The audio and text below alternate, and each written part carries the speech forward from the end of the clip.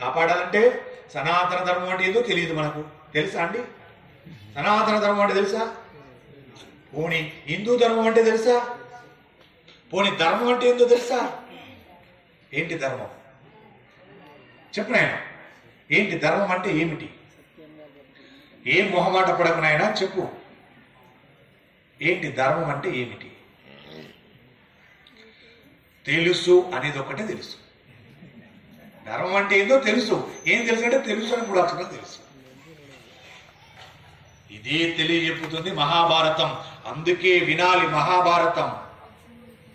ఎంత తాపత్రయంతో వింటారు. ఎన్ని ఉన్నా వదిలేసుకుని వచ్చి వింటారు మహాభారతాన్ని. పండిపోతారు జీవితంలో మహాభారతాన్ని వింటే. అద్భుతమైన వ్యాఖ్యానం మహాభారతం. కాబట్టి ఆ మహాత్ముడు ధర్మమును బోధ చేయటానికి సమస్త వాక్మయము వచ్చింది. ఆధ్యాత్మ విధులు దీనిని వేదాంతమని అంటారు. ఎలా చెప్తున్నారో చూడండి. ఆధ్యాత్మ విధులు దీనిని వేదాంతమని అంటారు. వేదాంతమనగా వేదమునకు చివర ఉండే ఉపనిషత్తులు. ఉపనిషత్తుల యందు శిష్యుడు గురువును ప్రశ్న వేస్తాడు.